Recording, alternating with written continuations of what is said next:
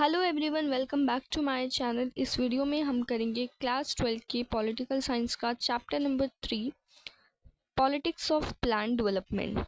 तो इस चैप्टर में हमने लास्ट टॉपिक पढ़ा था आइडियाज़ ऑफ डेवलपमेंट के बारे में, और अब हम जो टॉपिक करेंगे इंडियन पॉलिटिक्स की बुक का, ये जो टॉपिक है वो है प्लानिंग।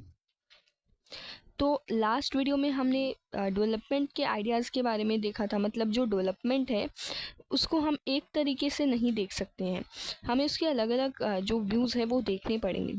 ठीक है, तो इसका एग्जाम्पल भी हमने लिया था, डैम का एग्जाम्पल हो सकता है, या फिर और भी हम एग्जाम्पल ले सकते हैं, जैसे ओडिशा में जो आयरन ओर की जो माइनिंग हो रही थी वो चीज़। ठीक है, तो अब हम जो टॉपिक करेंगे वो प्लानिंग के बारे में है। तो इतने सारे डिफरेंसेस थे वहाँ पर, फिर भी एक कंसेंसस था। कंसेंसस का मतलब होता है एक जनरल एग्रीमेंट कि जो डेवलपमेंट है वो प्राइवेट सेक्टर्स पर नहीं छोड़नी चाहिए। ठीक है, मतलब जो प्राइवेट सेक्टर है सारी डेवलपमेंट उन पर नहीं छोड़नी चाहिए। यहाँ पर गवर्नमेंट की भी ज़रूरत होती है डेवलपमेंट को डिज़ाइन करने में, प्लान करने में। तो इनफैक्ट जो प्लानिंग का जो आइडिया होता है कि ये इकोनॉमी को रीबिल्ड करेगा, तो इसको पब्लिक सपोर्ट भी मिला 1940s और 1950s में पूरे वर्ल्ड में। तो ग्रेट डिप्रेशन भी आया था यहाँ पर यूरोप में, 1929 में ग्रेट डिप्रेशन आया था। और ये ग्रेट डिप्रेशन आया किस वजह से था?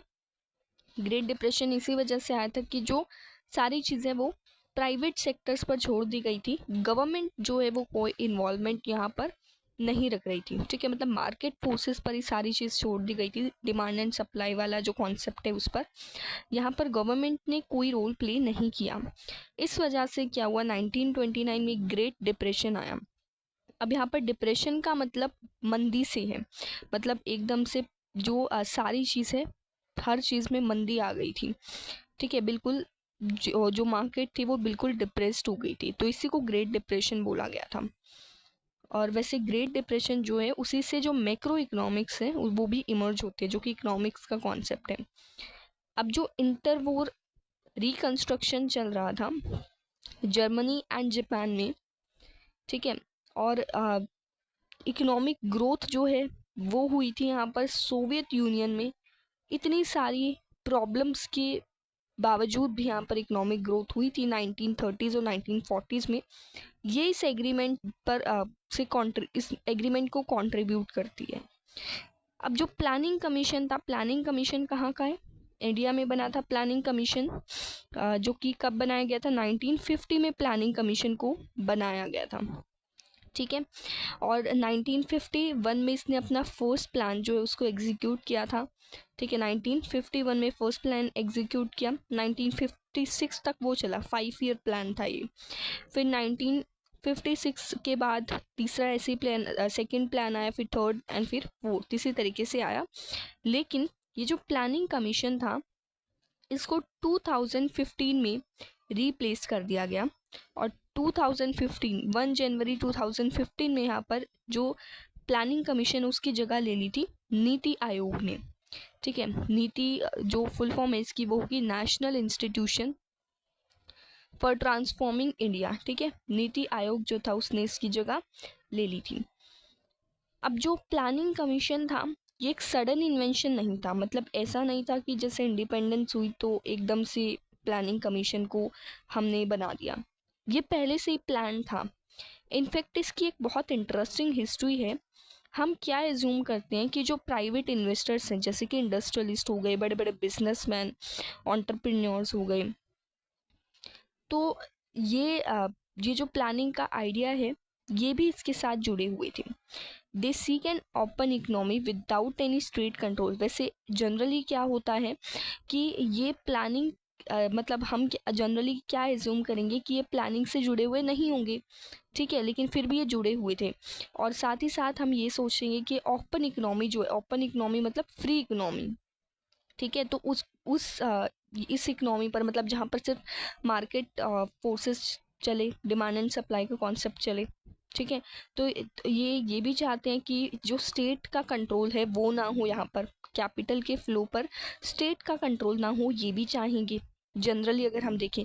बट ऐसा नहीं था, ये जो बड़े बड़े इंडस्ट्रियलिस्ट थे लाइक टाटा हो गए, बिरला हो गए, तो ये क्या थे, that was not what happened here, ऐसा नहीं था।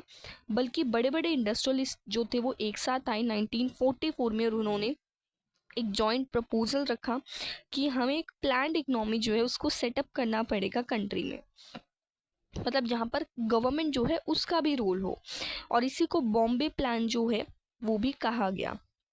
और जो बॉम्बे प्लान था उसमें क्या था कि जो स्टेट है वो भी कुछ इनिशिएटिव्स ले, वो भी पॉलिसीज वगैरह बनाने में, या फिर जो कंट्रोल है वो स्टेट के पास भी हो, गवर्नमेंट के पास भी हो, इंडस्ट्रियल और इकोनॉमिक इन्वेस्टमेंट में।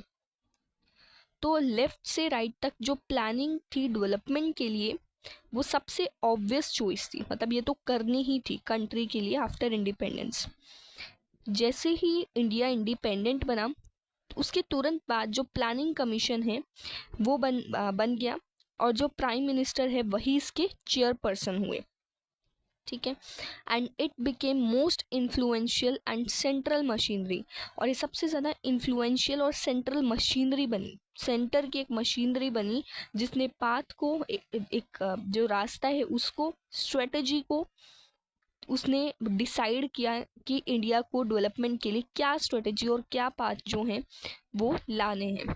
तो ये चीज़ जो है वो प्लानिंग यहाँ पर की गई थी, ठीक है। तो यहाँ पर प्लानिंग कमीशन जो है उसके बारे में एक शॉर्ट नोट जो है वो भी आ सकता है कि प्लानिंग कमीशन क्या था, कब अपॉइंट हुआ था।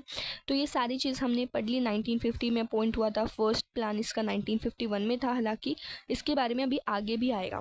जो फर्स्ट 5 ईयर वाला प्लान, जो फर्स्ट 5 ईयर प्लान का जो टॉपिक है ना, उसमें हम ये सारी चीज़ पढ़ेंगे। आई होप आप सबको ये वाला टॉपिक समझ में आ गया होगा। नेक्स्ट टॉपिक हमारा अर्ली इनिशिएटिव्स रहेगा। तो मिलते हैं अपनी नेक्स्ट वीडियो में। अगर आपको कोई भी डाउट है तो आप कमेंट करके पूछ सकते हैं। Thank you.